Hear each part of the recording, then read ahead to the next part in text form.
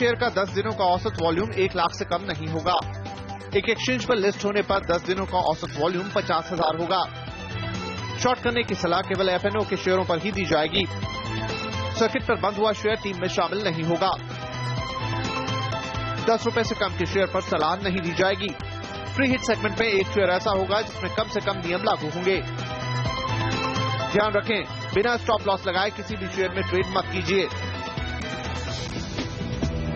Good morning, stock 2020 में आपका स्वागत है। मैं हूं आपके साथ संदीप ग्रोवर और रोज की तरह ये मैच मेरे साथ खेलेंगे नीरज जी। नीरज जी, हाय, वेरी गुड मॉर्निंग। आइए देखते हैं मैच की शुरुआत से पहले की पिच रिपोर्ट कैसी, यानी कि अंतर्राष्ट्रीय बाजारों के संकेत कैसे हैं। काफी मेरे जो ट्रेड्स हमने देखा है कि इंटरनेशनल मार्केट से देखने को मिले हैं।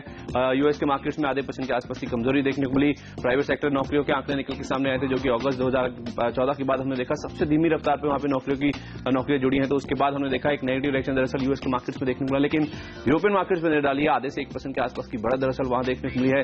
आज ईसीबी की ऑल इंपॉर्टेंट बैठक होने वाली, जिसमें क्यूई के प्रोग्राम की डिटेल्स और उसकी टाइमिंग शेयर की जा सकती है। तो उससे पहले हमने देखा वहां पे काफी अच्छे गेंस बनते हुए देखे। और एशियन मार्केट्स अगर आप देखें, मिले जुले ट्रेड से हालांकि लो लेवल से कुछ रिकवरी के इंडिकेशंस देखने को मिल रहे हैं। शंघाई और हैंगसेंग में आप जो एक सेल ऑफ देख रहे हैं, वो दरअसल चाइना ने अपने जो इस 2015 के टारगेट से अनवील किए हैं जीडीपी के, वो 7% के, जो कि 11 साल में सबसे कम है। इसलिए शंघाई हैंगसेंग दोनों नेगेटिवली रिएक्ट कर रहे हैं, लेकिन बाकी सभी बाजारों में गेंस देखने को मिले। और एग्जीक्यूटिव ऐसे इंडिकेशन दे रहा है हल्की बढ़त के साथ शुरुआत होगी। तो उस लिहाज से मोर और लेस संकेत काफी मिले जुले। और एशियन मार्केट्स में अगर आप देखा जाए तो ज्यादातर रुझान पॉजिटिव नजर आ रहा है। तो इस बीच में एक लंबे वीकेंड की तैयारी करनी है, काफी सारे इवेंट्स भी हैं। यूएस में पेरोल डेटा आने वाला है, आज ईसीबी की बैठक भी है। कैसे स्ट्रेटजाइज करेंगे अपनी टीम को आप? चलिए, पहले ऐसा बहुत होता था, लॉन्ग वीकेंड्स पहले मार्केट बहुत कमजोर हो जाता था, पोजीशन खाली। अब ऐसा नहीं होता। मुझे पिछले कुछ दिनों में देख रहा हूँ कि लॉन्ग वीकेंड में भी लोग इंटैक्ट रहते हैं, क्योंकि ट्रेडर्स की तरफ से थोड़ी बहुत बिकवाली हुई होगी कल, क्योंकि इन्वेस्टर नहीं गया। नंबर ये दूसरी चीज, अगर आप फिगर देखेंगे FIIs के और DIIs के भी इवन, तो आपको दिखेंगे भयंकर खरीदारी हुई है कल। थोड़ा बहुत इंश्योरेंस कंपनी की तरफ से बिकवाली हुई है, क्योंकि बहुत सारे इश्यूज आने हैं, तो उसमें हो सकता है LIC को खरीदना पड़े। तो सेलेक्टर्स का अभी भी मानना है कि वो ट्रेंड बिल्कुल बदलता हुआ नहीं दिख रहा है। और कल जिस तरीके की बुयांसी सुबह की मार्केट में देखी गई थी, उससे सेलेक्टर्स को कॉन्फिडेंस अभी भी नहीं मिला। और निफ्टी का वो लेवल्स अभी इंटैक्ट है जो मजबूती के लिए माने जा रहे हैं। तो इसलिए आज भी खरीदारी पे ही ज्यादा फोकस होगा। एक आध शेयर हो सकते हैं जहां पे हम खबरों के आधार पर शॉर्ट की सलाह दें ट्रेड के लिए। आपकी स्ट्रेटजी क्या होगी? लंबे वीकेंड की बात आपने करी है, आप कह रहे हैं कि उससे पहले भी कॉली नहीं देखने को मिली, लेकिन इस बार इसमें इंपॉर्टेंट बात यह है कि जो यूएस में जो पेरोल डेटा आने वाले हैं, उससे पहले जो एडीपी एम्प्लॉयमेंट रिपोर्ट है, जो कि उसके इंडिकेशंस देती है, उसमें हमने देखा वीकनेस देखने को मिली। अनुमान से कम नौकरियां वहां जुड़ी है, और अगस्त 2014 के बाद सबसे कम पेस पे वहां पे नौकरियां जुड़ी है। तो अगर फ्राइडे को वो डेटा खराब आता है, जिसकी आशंका ट्रेडर्स और उसको अनुमान लगा के चल रहे होंगे, तो शायद latter half of the day में थोड़ा सेल ऑफ देखने को मिल सकता है। क्या आप इस चीज से इत्तेफाक नहीं रखते? मुझे लगता है कि भारतीय बाजार घरेलू ट्रिगर पर ज्यादा आजकल ट्रेड कर रहे हैं, रादर की यूएस के डेटा। यूएस की इकोनॉमी अगर खराब होगी तो हमारे लिए अच्छी बात है। दूसरा, कल एक S&P की खबर चल रही थी कि वो कह रहे थे कि अगर ये सरकार ने परफॉर्म नहीं किया तो मैं करूंगा। तो ये अगर मगर और तो के चक्कर में मार्केट थोड़ा सा टूट गया था। मुझे नहीं लगता कि ऐसी कोई दिक्कत है। डोमेस्टिक जो काम हो रहा है, जो जिस तरह से सरकार एक्शन ले रही है, कल इंश्योरेंस बिल पार्लियामेंट लोकसभा में पास हो गया है, कांग्रेस सपोर्ट कर रही है उसको। तो तमाम सारे ट्रिगर्स हैं जो मार्केट को सपोर्ट कर रहे हैं। इसलिए ये अब बहुत नहीं मानना चाहिए कि बहुत लॉन्ग वीकेंड आ रहा है लोग एकदम पोजीशन खाली कर देंगे। 2-3 दिन की बात है और उसमें कोई बहुत फर्क नहीं पड़ेगा। यूएस को मुझे लगता है बहुत सीरियसली अब भारत में लिया जा रहा है, वहां के ट्रिगर्स। तो आज 10 के 10 बल्लेबाज होंगे, एक आध गेंदबाज होगा जहां पे खबरें अच्छी नहीं होंगी। ओके, आपकी स्ट्रेटजी? हम दो या तीन गेंदबाज अपनी टीम में लेके चलेंगे। ज्यादा फोकस बल्लेबाजी पे होगा, लेकिन चूंकि वीकेंड है तो उस लिहाज से थोड़े से गेंदबाज भी लेके चलने की बात हमारे सेक्टर से यहाँ पे करें। शुरुआत कहां से करेंगे? शुरुआत जैसे कि हमने कहा खरीदारी से करेंगे, तो अडानी पावर पहला स्टॉक होगा और इन्होंने कल एक माइन जीती है जीतपुर की, झारखंड में। सेलेक्टर्स को लगता है कि उसकी प्राइसिंग भी आप देखेंगे तो काफी अट्रैक्टिव है, और इसके लिए सेलेक्टर्स को लगता है कि इसको आज रिवार्ड करेगा मार्केट। और हमें ऐसा लगता है कि जिस तरीके से ये पूरा कोल वाला मामला चल रहा है, वो आगे जाते हुए पावर सेक्टर्स के लिए बहुत बेनिफिशियल होने वाला है। और खासतौर पर अडानी ने जिस रेट पे कर लिया है, तो आज हमें लगता है 59 रुपए के लक्ष्य के साथ इसमें खरीदारी करके आपको चलना चाहिए। SKS माइक्रो फाइनेंस और खरीदारी की एक सेक्टर सुझाव दे रहे हैं, और उनका मानना है कि जो NBFCs है, नॉन बैंकिंग फाइनेंस कंपनीज है, उन पर फोकस करना चाहिए। वहां पे काफी अच्छी हरकत दिखी है। और जिस तरीके से रेट जो है रेशनलाइज किए जा रहे हैं, RBI की तरफ से मूव दिख रहे हैं, उसका बड़ा फायदा तमाम कंपनियों का। और कल इन्होंने अपना एक और सिक्योरिटाइजेशन कंप्लीट किया है 350 करोड़ का। सेक्टर्स को लगता है पूरे इस FY15 में उन्होंने बहुत ज्यादा सिक्योरिटाइज किया और अपनी जो बैलेंस शीट है उसको सुधारा है। तो उसको भी बाजार आज रिवार्ड करता हुआ दिखेगा। एसकेएस माइक्रो में 460 के टारगेट के साथ ट्रेड करना चाहिए और 445 पे स्टॉप लॉस लगाना चाहिए। संदीप, सबसे पहले एक डिफेंस प्ले एस्ट्रा माइक्रो, यहाँ पे हमारे सेक्टर्स मानते हैं कि आज आपको तेजी करके चलना चाहिए। जिस तरह से कल हमने देखा पीपल डिफेंस में जो डील हुई है 18% की हिस्सेदारी खरीदी गई है रिलायंस इंफ्रा की ओर से। हालांकि जो करंट मार्केट प्राइस है उसके नीचे की डील यहाँ पे देखने को मिली, लेकिन साफ तौर पे डिफेंस ऐसा स्पेस में जो कंसोलिडेशन है वहां पे जो एमएनए डील्स हो रही है वो साफ दर्शा रहा है। और ये दरअसल एक ऐसी कंपनी जहां पे प्रोमोटर होल्डिंग काफी कम है, एक टेक ओवर टारगेट रहा है लंबी समय से। तो उस लिहाज से हमें लगता है कि अब फोकस दरअसल बाजार का उन्हीं कंपनीज पर शिफ्ट होगा जो कि आने वाले समय में अब दरअसल ट्रेडर्स के रडार पे रहेंगी, और खासतौर पर ऐसी कंपनीज जिनमें एमएनए होने की जो पॉसिबिलिटी है वो काफी ज्यादा। और एस्ट्रा माइक्रो दरअसल हमें लगता है एक ऐसी कंपनी है जिसमें हमारे सेक्टर्स मानते हैं कि कल जो पिपाव की डील हुई है उसके बाद इस काउंटर पर जरूर आपको नजर रख के चलनी चाहिए। 143 का टारगेट होगा आज के लिए। हमारे सेक्टर्स मानते हैं कि लॉन्ग पोजीशन बना के चलें, 136 के आसपास का आपको स्टॉप लॉस भी रखना चाहिए। इसके साथ साथ एमको, यहां पे हमारे सेक्टर्स मानते हैं कि आपको खरीदारी करना चाहिए। 4 मार्च को दरअसल इस कंपनी के बोर्ड की एक बैठक हुई थी जिसमें एमको इन्वेस्टमेंट प्राइवेट लिमिटेड जो कि एक प्रमोटर को कंपनी है उसको करीब 13,40,000 इन्होंने जो वारंट से दरअसल वो यहाँ पे जारी किए हैं। प्रेफरेंशियल अलॉटमेंट हुआ है दरअसल जो कि मौजूदा भाव से प्रीमियम पे हुआ है। 41 रुपीज प्रति शेयर के आसपास ये जो अलॉटमेंट है वो देखने को मिला, जो कि मौजूदा भाव से अगर आप देखें तो करीब 2 रुपए के आसपास की प्रीमियम पे देखने को मिला। तो जाहिर सी बात है उस प्राइस को ये स्टॉक आज अलाइन करने की कोशिश करेगा, इसलिए इस काउंटर में खरीदारी करें। 40 का पहला टारगेट होगा, उसके बाद शायद 41 तक जाने की भी कोशिश करें, खरीदारी करें। आज के लिए 38 रुपए के आसपास का आपको स्टॉप लॉस रखना चाहिए। नीरज जी, आपके ओपनर्स। अब डिपेंडेबल की बात है संदीप, और यहाँ पे यूनाइटेड स्पिरिट्स सेलेक्टर्स ने चुना है। और आपको याद होगा मेरे सेलेक्टर्स ने लगातार ये बात कहा था कि आपको ऐसे स्टॉक्स पे फोकस करना चाहिए पोजिशनल ट्रेड के लिए और भरोसेमंद खिलाड़ी के तौर पे, जो शानदार रैली दिखा। और कल देखिए 7-8% की जोरदार तेजी से स्टॉक पे दिखी, जबकि आप ऊपरी लेवल्स देखें तो 700 पॉइंट सेंसेक्स नीचे आया था। सेक्टर्स को लगता है कि जो हमने आपसे कहा भी था कि 4000 बहुत जल्दी अचीव करता हुआ आपको दिखेगा, देखिए 3850 पे इस समय ट्रेड कर रहा है। और कल जिस तरीके से भारी मात्रा में खरीदारी हुई है उसको देखते हुए सेक्टर्स को लगता है कि आज भी एक फॉलो अप बाइंग आपको दिखेगी। टिकट साइज पे बहुत मत जाइए, क्योंकि ट्रेड करने के लिए आपको बहुत बड़े टिकट साइज या छोटे टिकट साइज से कम फर्क पड़ता है, गेन्स से ज्यादा फर्क पड़ता है। जैसे सेक्टर्स को लगता है इसमें खरीदारी करनी चाहिए। और पोजिशनल ट्रेड के लिहाज से सेक्टर्स को लगता है कि अगले 2-4 ट्रेडिंग सेशंस में ये 4000 से ऊपर आपको ट्रेड करता हुआ दिखेगा। तो 3950 के लक्ष्य के साथ खरीदारी करें, 3825 पे स्टॉप लॉस रखें। संदीप, मेरा डिपेंडेबल जेएसएल या फिर जिंदल स्टेनलेस होगा। देखिए हमारे सेक्टर्स मानते हैं कि बाजार में अगर आप बुलिश रहेंगे तभी ज्यादा आपको पैसा बनने के चांसेस हैं। कल भी हमने देखा बाजार में नया लाइफ टाइम हाइस बने, हालांकि बाजार लाल निशान में जाके बंद हुआ, ऊपरी स्तरों से काफी प्रेशर देखने को मिला। लेकिन एफआईएस और डीआईएस के आंकड़े देखिए, दोनों की ओर से दरअसल खरीदारी के फिगर दरअसल निकल के सामने आए। और हमारे सेक्टर्स मानते हैं कि अगर आपको बाजार में पैसा बनाने तो आपको स्टॉक स्पेसिफिक अप्रोच लेके चलना होगा। और खासतौर पर ऐसे स्टॉक जहां पे काफी ज्यादा बीटन डाउन है वो स्टॉक्स, वहां पे आपको फोकस करना चाहिए, क्योंकि वहीं पे वैल्यूइंग बाइंग दरअसल एमर्ज होती नजर आएगी। और इसी लड़ी में हमें जिंदल स्टेनलेस या तो फिर जेएसएल के नाम से जिसे आप जानते हैं वो हमें काफी पसंद आता है, जिसमें हमें लगता है कि आज 40 तक के जो लेवल्स है आसानी से देखने को मिल सकते हैं। इनफैक्ट ये कंपनी अगर आप देखें तो इंडिया की सबसे बड़ी स्टेनलेस स्टील मैन्युफैक्चरिंग है, करीब 40% के आसपास की इंडिया की डिमांड को केटर करती है। और जिस तरह से सरकार का इंफ्रास्ट्रक्चर पर फोकस है, लोकल डिमांड हमें लगता है कि उसके चलते काफी ज्यादा उसमें बढ़त देखने को मिलेगी। इस कंपनी के प्रोडक्ट्स में अगर आप देखें स्टेनलेस स्टील हॉट रोल्ड और कोल्ड रोल्ड कॉइल्स हैं, और साथ ही साथ प्लेट्स और फ्लैट्स, ये सब इसके प्रोडक्ट्स में शामिल है। और इस कंपनी की जो प्रोडक्ट्स हैं वो दरअसल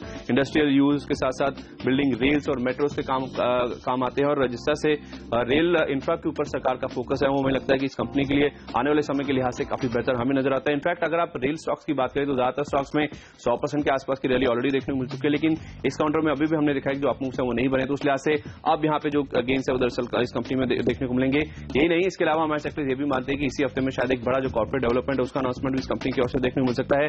क्या एग्जैक्ट नेचर है उसका आइडिया हमें नहीं है, लेकिन इस इवेंट से पहले, इस डेवलपमेंट से पहले कुछ स्मार्ट एचएनआईज की ओर से इस काउंटर में हम देख रहे हैं कि खरीदारी देखने को मिल चुकी है। और इनफैक्ट इसी पिछले एक क्वार्टर में प्रोमोटर्स भी अगर आप देखें तो इस कंपनी में अपना जो हिस्सा है उसमें करीब 3% के आसपास का इजाफा कर चुके हैं। और पिछले 2 महीने में हमने देखा है कि दो बार करीब जो रेट कट का सिलसिला है वो आरबीआई की ओर से देखने को मिला, सरप्राइज मूव्स वहां पे देखने को मिले। और अगर यहाँ पे बैंक उसे पास ऑन करते हैं, जिसकी अब माना जा रहा है कि लाइक्लीहुड काफी ज्यादा है, तो जाहिर सी बात है कि ऐसी कंपनी जिनके ऊपर कर्ज काफी ज्यादा, उनकी जो इंटरेस्ट कॉस्ट में उसमें खासी बड़ी जो सेविंग है वो दरअसल देखने को मिलेगी। इनफैक्ट इस कंपनी के पास काफी स्ट्रॉन्ग एसेट्स हैं। जो स्लो डाउन आता है उसके चलते इस कंपनी के ऊपर डेट बर्डन काफी ज्यादा बढ़ गया था, लेकिन अब ये कंपनी अपने जो एसेट्स है उसको बेच के अपने कर्ज कम करने की योजना बना रही है। करीब 9000 करोड़ रुपए के आसपास का डेट है इस कंपनी के ऊपर। और जनवरी 2010 से ये कंपनी सीडीआर मैकेनिज्म के तहत कामकाज कर रही है। और अगर ये कंपनी अपने एसेट्स मोनेटाइज कर लेती है तो हमें नहीं लगता है काउंटर यहीं पे रुकेगा, काफी ऊपर के लेवल इस काउंटर में देखने को मिल सकते हैं। और हमने देखा भी है, चाहे पेपर डिफेंस की बात करें जहां पे डील हुई है वहां पर भी कर्ज की दिक्कतें हैं। Kesoram industries, ABG shipyard, Suzlon जैसी कंपनीज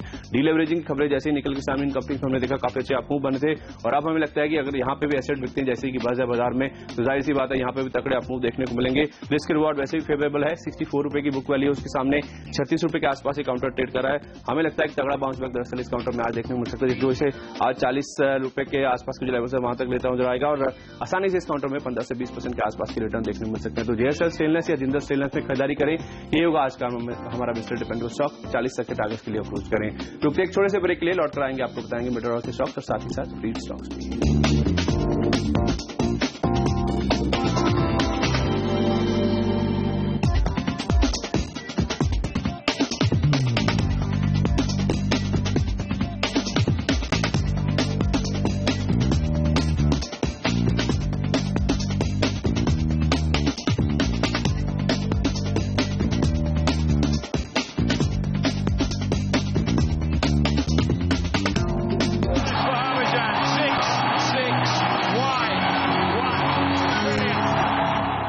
मीडियम ऑर्डर में खरीदारी का सिलसिला जारी रहेगा और कोरोमंडल इंटरनेशनल पहला स्टॉक होगा। यहाँ पे सिलेक्टर्स का सुझाव है कि इसमें आपको लॉन्ग पोजीशन बनानी चाहिए।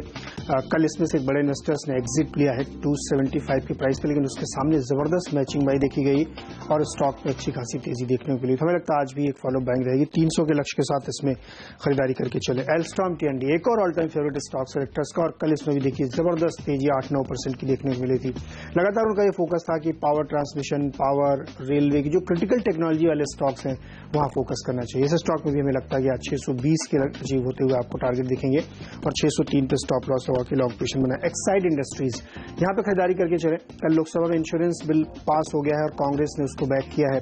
सेलेक्टर्स का मानना है कि ये बिल तो पूरा पास हो ही जाएगा और इसी वजह से आप वो स्टॉक्स फोकस में दिखेंगे जहां पे इंश्योरेंस का बिजनेस और उनको आगे जाते हुए डाइल्यूट करना है। सेलेक्टर्स लगता है एक्साइड में आज 190 के टारगेट अचीव होते हुए दिख सकते हैं। 175 पे स्टॉप लॉस लगा के लॉन्ग पोजीशन बनाए। संदीप, दो रोड और हाईवे से जुड़ी companies IRB infra, Ashoka Buildcon, यहाँ पे हमारे सेक्टर्स मानते हैं कि आज आपको फोकस करके चलना चाहिए। खरीदारी करें इन काउंटर्स में। बजट में तो फोकस था रेल, रोड और इंफ्रा पे, तो उसका फायदा तो दरअसल रोड और जितनी भी हाईवे वाली कंपनीज उनको देखने को मिलेगा, लेकिन अब उस व्यू को सरकार आगे बढ़ाती नजर आ रही है। कल जो कैबिनेट की बैठक हुई थी उसमें 6 हाईवेज जो कि वेस्ट बंगाल, हिमाचल प्रदेश, यूपी, ओडिशा और मध्य प्रदेश में उनकी जो 4 लेनिंग है उसको यहाँ पे सरकार ने, कैबिनेट ने मंजूरी दे दी है। तो वो भी लगता है कि इंक्रीमेंटल पॉजिटिव है इंफ्रा और हाईवे स्पेस में जो ऑपरेट करने वाली कंपनी है, इसलिए आईआरबी इंफ्रा और अशोका बिल्डकॉन ये दोनों हमारे सेक्टर्स के काफी फेवरेट हैं। यहाँ पे हमारे सेक्टर्स मानते हैं कि आप खरीदारी कर सकते हैं। 262 का टारगेट होगा आईआरबी इंफ्रा में, अशोका बिल्डकॉन में 182 का टारगेट लेके आप लॉन्ग पोजीशन बना के चल सकते हैं। जेएसडब्ल्यू स्टील होगा अगला काउंटर। कल जो झारखंड में 3 ब्लॉक्स की जो ऑक्शन हुई थी उसमें जेएसडब्ल्यू स्टील के हाथ एक ब्लॉक लगा है। मोइत्रा ब्लॉक इन्होंने जीता दरअसल 1512 रुपए प्रति टन के आसपास और ऐसे जो भी कंपनियां इन ब्लॉक्स को जीतने में कामयाब होती हैं हम देखेंगे उनमें काफी वाइल्ड मूव्स देखने को मिलते हैं। और जेएसडब्ल्यू स्टील जो कि काफी हैवीली डिपेंडेंट है अपने रॉ मटेरियल्स के लिए इंपोर्ट से, उस लिहाज से हमें लगता है इनके लिए काफी अच्छी खबर है। इसलिए 1021 का पहला टारगेट लेकर इसमें खरीदारी करें। 972 के आसपास का आपको स्टॉक लॉस भी रखना चाहिए। और आइए अब जानते हैं फ्री हिट स्टॉक्स। प्रोजोन होगा हमारा फ्री हिट स्टॉक और एक तरीके से रियल एस्टेट कंपनी है जो कमर्शियल मॉल डेवलपमेंट में है। सेक्टर्स का मानना है कि इसको आप नजर रखने चाहिए। लगातार हमने आपको इस पूरे हफ्ते में फ्री हिट स्टॉक्स बताए जो अंडर वैल्यूड है और जिन पर रडार पे नजर जा रही है। मिड कैप और स्मॉल कैप पे फोकस करना चाहिए। स्मॉल कैप कंपनी है, छोटी, और इसमें खास बात यह कि कमर्शियल रियल एस्टेट में इनका काफी बड़ा बिजनेस है। जो टायर 2 सिटीज है औरंगाबाद, नागपुर, कोयम्बटूर, इंदौर, इसमें जो है बड़े पैमाने पर कमर्शियल रियल एस्टेट में है। और अब ये बात चल रही है कि बहुत जल्द ये उसको रीट बना के लिस्ट भी करने वाले, क्योंकि जो बजट में अनाउंसमेंट हुए हैं रीट के लिए, उनको रेंटल इनकम से पास थ्रू दिया गया है, कैपिटल गेन्स रेशनलाइज किया गया है, ये सारे इस स्टॉक के लिए काफी बेनिफिशियल है। और चूंकि सिर्फ कमर्शियल रियल एस्टेट ही रीट बना सकते हैं, उसलिए सेलेक्टर्स को लगता है कि इस कंपनी के लिए काफी बड़ा फायदा होगा। दूसरा बड़ा ट्रिगर हाल फिलहाल में था कि कल जिस रिजर्व बैंक ने रेट कट किए वो पूरे रियल एस्टेट के लिए काफी पॉजिटिव और खासतौर पर कमर्शियल पर इसलिए फोकस होना चाहिए क्योंकि रीट का फायदा होगा और कमर्शियल एक्टिविटी लगातार बढ़ती देखने को मिल रही है। तो सेलेक्टर्स को लगता है ये दो बहुत बड़े ट्रिगर हैं जो इस स्टॉक के लिए आपको एक ट्रिगर देते हैं। साथ ही इसमें तमाम सारे जो बड़े इन्वेस्टर्स, जो वेल नोन इन्वेस्टर्स, उन्होंने 2-3% ऑलरेडी स्टेक ले रखे हैं इसमें, जिससे कि इसमें जो है उनको लगता है कि काफी ज्यादा वैल्यू है और जब ये वैल्यू लॉक होती हुई आपको दिखेगी तो सेक्टर्स को लगता है काफी ज्यादा फायदा होगा। ओरिजिनली ये प्रोवोक की कंपनी थी, प्रोवोक ग्रुप की, जिसमें से पूरा रिटेल का जो बिजनेस था वो अलग हुआ और real estate, commercial real estate business इस प्रोजोन में आया। सेक्टर्स का मानना है कि ऐसे लेसर नोन कंपनीज जहां पे बहुत ज्यादा वैल्यू है उस पर फोकस करना चाहिए और वही आगे आपको वैल्यू देंगी। लगातार हमने बताया कि जहां से गवर्नमेंट के इनिशिएटिव्स हो रहे हैं उसका फायदा इन कंपनियों को मिलेगा। आपने देखा होगा बायोट्रॉनिक्स में शानदार, इलेक्ट्रोस्टील में शानदार, और आज इसीलिए सेक्टर्स को लगता है कि प्रोजोन में आप खरीदारी करके चलें। 37, 38, इवन 40 तक के टारगेट हमें सेक्टर्स को लगता है कि आज इसमें अचीव होते हुए दिखेंगे। 33-50 पर स्टॉप लॉस लगा के लॉन्ग पोजीशन बनाए। संदीप, गोवा कार्बन होगा आज का हमारा फीड स्टॉक। हमारे सेक्टर्स मानते हैं कि यहाँ पे काफी अच्छे अप मूव्स आज देखने को मिल सकते हैं। कल आपको याद हो तो हमने फीड के तौर पे आशापुरा मानकर उतारा था, जिनके हाइस पे जाके ये काउंटर बंद हुआ और बावजूद इसके कि बाजार कमजोर था, इस काउंटर में काफी अच्छे गेंस कल बनते हुए देखे थे। और गोवा कार्बन को लेकर दरअसल बाजार में काफी स्ट्रांग बज है कि इस कंपनी के जो प्रोमोटर्स हैं वो दरअसल एक प्रेफरेंशियल अलॉटमेंट करने वाले हैं खुद को, और साथ ही साथ एक यूएस की जो पी इन्वेस्टर है, और माना जा रहा है कि ये जो अलॉटमेंट होने वाला है मौजूदा भाव से अच्छे खासी प्रीमियम पे होता हुआ जाएगा, जिसकी वजह से हमें लगता है कि ये काउंटर बहुत जल्द आपको 3 डिजिट्स में कारोबार करता हुआ जाएगा। इनफैक्ट इसीलिए हम 100 रुपए तक के टारगेट लेके इस काउंटर में आज खरीदारी की राय दे रहे हैं। इनफैक्ट मार्केट ऐसा मान के चल रही है कि बहुत जल्द इस डील का अनाउंसमेंट होता हो जाएगा, और शायद इस चर्चा ऐसी बाजार में चल रही है कि जो नतीजे आने वाले इस क्वार्टर के उसके साथ इस डील का अनाउंसमेंट देखने को मिल सकता है। डील्स का सिलसिला दरअसल बाजार में देखने को मिला है। रिलायंस इंफ्रा पीपावर की डील हमने कल शाम को ही होती हुई देखी, और हमें लगता है कि अगली डील दरअसल गोवा कार्बन में देखने को मिलेगी। और इनफैक्ट इससे पहले भी हमने देखा था बस काफी स्ट्रांग इस कंपनी को लेकर कि नेगोशिएशन पहले से चल रहे हैं 5 से 6 महीने पहले, और लेकिन अब हमारे सेक्टर्स मानते हैं कि ये डील ऑलमोस्ट डन है, जिसका अनाउंसमेंट रिजल्ट्स के साथ देखने को मिलेगा। इस कंपनी के प्लाट्स अगर आप देखें, जैसे कि नाम सजेस्ट करता है, गोवा में है और कोस्टल रीजन में होने की वजह से एक्सपोर्ट में दरअसल इस कंपनी को काफी ज्यादा फायदा देखने को मिलता है। तो हमें लगता है कि काफी सही समय इस काउंटर में खरीदारी करने का। प्रोमोटर भी सुनने में आ रहा है कि ओपन मार्केट से खरीदारी कर रहे हैं इस कंपनी में, और 60% के आसपास की हिस्सेदारी वो इस कंपनी में अब होल्ड करते हैं। 45 साल पुरानी कंपनी है जो कि कैल्साइन पेट्रोलियम कोक या सीपीसी बनाने का काम करती है, और जो कि इंडिया की सेकंड लार्जेस्ट प्लेयर है इस फील्ड में, और काफी सॉलिड अनइंटरप्टेड और liberal dividend pay track record इस कंपनी का। 5% के आसपास की डिविडेंड यील्ड है जो कि काफी अट्रैक्टिव, और हमें लगता है कि ये काउंटर बहुत जल्द आपको 150 तक के लेवल से वहां तक जाता हुआ दिखेगा। और इनफैक्ट हमें लगता है कि आज चांसेस ऐसे भी शायद एक 20% का आपका रिकवरी काउंटर हिट कर सकता है। तो उस लिहाज से इस काउंटर को मिस ना करें। फंडामेंटली बेहद साउंड कंपनी है, ट्रेडर्स का फेवरेट है, 2020 का ओल्ड फेवरेट है, और जब भी इसे रिकमेंड किया गया है काफी स्विफ्ट मूव 10 से 15% के आसपास की तेजी आसानी से इस काउंटर में देखने को मिली। और हमें लगता है कि आज भी दरअसल एक ऐसा ही दिन हो सकता है जहां पे प्रेफरेंशियल अलॉटमेंट को लेकर बात काफी स्ट्रांग है। तो उस लिहाज से खरीदारी करें। 3 डिजिट्स का में हमें लगता है कि टारगेट देखने को मिल सकते हैं। 100 रुपए का टारगेट लेकर इसमें खरीदारी करें। गोवा कार्बन होगा आज का हमारा फ्रीगेट स्टॉक। रुकते एक और छोटी से ब्रेक के लिए, लौट कर आएंगे, आपको बताएंगे फ्यूचर ट्रस्ट।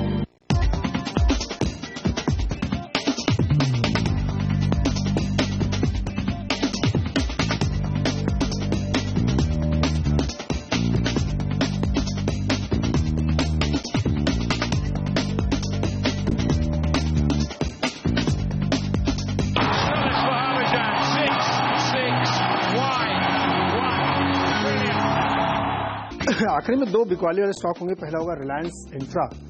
कल की जो खबर थी उससे बहुत ज्यादा इस पर शायद फर्क न पड़े, लेकिन जो उड़ीसा में इनकी जो लाइसेंस कैंसिल हुए हैं उसका बड़ा फर्क पड़ सकता है, क्योंकि जो वहां पे पूरा डिस्ट्रीब्यूशन में उनका काम था वो उड़ीसा की जो रेगुलेटरी अथॉरिटी है उसने कैंसिल कर दिया है। सेक्टर्स को लगता है ये काफी नेगेटिव इनके लिए खबर हो सकती है। सीरीज में एक प्रेशर देखने को आपको जरूर मिलेगा। 460 के लक्ष्य के साथ रिलायंस इंफ्रा में शॉर्ट करके चलें। पीसी ज्वेलर्स अगला स्टॉक होगा और यहाँ पे खरीदारी करके चलें। सेक्टर्स का मानना है कि लगातार इस स्टॉक में प्रमोटर बाइंग देखी गई है, काफी ज्यादा इसमें इन्वेस्टर्स भी एंटर ले चुके हैं, और जिस तरीके से स्टॉक बिना किसी गोल्ड इंपोर्ट के रेट में बदलाव हुए 134 से 250 पहुंच गया है। सेक्टर्स को लगता है डेफिनेटली इसमें कोई बड़ी डेवलपमेंट होने वाली है, और कल ही इन्होंने एक ऑनलाइन ज्वेलरी बेचने के लिए टाई अप भी किया है। ऐसे तमाम डेवलपमेंट आपको अनफोल्ड होते हुए दिखेंगे। सेक्टर्स लगता है आज यहाँ पे 275 के लक्ष्य के साथ लॉन्ग पोजीशन बनाई जा सकती है, और अंत में जीएसपीएल एक और स्टॉक होगा जहाँ पे शॉर्ट करके चलना चाहिए। सेक्टर्स लगता है यहाँ पे एक प्रेशर देखने को मिलेगा। तो एक और माइंस थी जो एक्चुअली अडानी पावर को मिली, वो उसके लिए बहुत इनके लिए बहुत एप्ट थी और लेना चाहते, जो पहले इन्हीं के पास थी वो इनके हाथ से निकल गई है।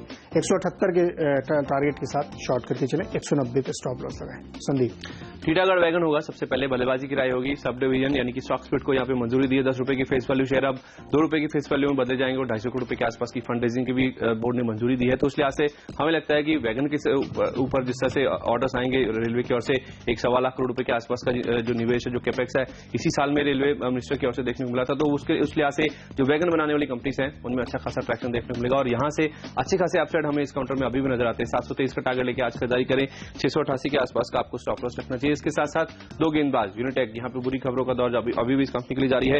एक और एफआईआर दरअसल इस कंपनी के खिलाफ देखने को मिली, जो हरियाणा के कैबिनेट मिनिस्टर उनकी ओर से दरअसल इस कंपनी में पुलिस जांच की यहाँ पे बात की गई है कि इनका जो प्रोजेक्ट है उसमें कस्टमर्स की ओर से काफी ज्यादा कंप्लेंट देखने को मिले, कुछ चीटिंग के केस दरअसल इस कंपनी के खिलाफ निकल के सामने है। तो उस लिहाज से एक और जांच, एक एफआईआर की खबर इस कंपनी के लिए आई है। तो हमें लगता है कि उसका एक सेंटीमेंट रिएक्शन इस काउंटर में देखने को मिलेगा। 19 का टारगेट लेकर शॉर्ट करें, 20 रुपए के आसपास का स्टॉप लॉस रखें। और आखिर में एसबीआई, यहाँ पे हमारे सेक्टर्स मानते हैं कि आप बिकवाली करके चल सकते हैं। दरअसल माना जा रहा है कि कुछ कीआईपी या तो फिर एफपीओ से रिलेटेड कुछ खबरें दरअसल इस कंपनी की ओर से देखने को मिल सकती है। और कल भी हमने देखा था, इसीलिए बाकी सभी बैंक जब अच्छे कारोबार कर रहे थे, यहाँ पे काफी प्रेशर देखने को मिला था। और इनफैक्ट शनिवार को इसकी एक प्रेस कॉन्फ्रेंस होने वाली, जिसमें शायद उसका अनाउंसमेंट देखने को मिल सकता है। तो उस लिहाज से इस काउंटर में हमें लगता है कि नियर टर्म में थोड़ा सा हैंगओवर रहेगा इसका। बिकवाली करके चले, आज के लिए 285 का टारगेट होगा, 298 के आसपास का आपको स्टॉप लॉस भी रखना चाहिए। चलिए, इसी के साथ मेरी और नीरज जी की 10-10 की टीम पूरी हो चुकी है। हम दोनों को इजाजत दीजिए, वक्त हो गया छोटे से ब्रेक का, लेकिन आप हमारे साथ बने रहिए क्योंकि ब्रेक के बाद सीएनबीसी आवाज पर लेके आएंगे मार्केट काउंटडाउन और सीएनबीसी बाजार पे होगा मॉर्निंग टिकर। नमस्कार।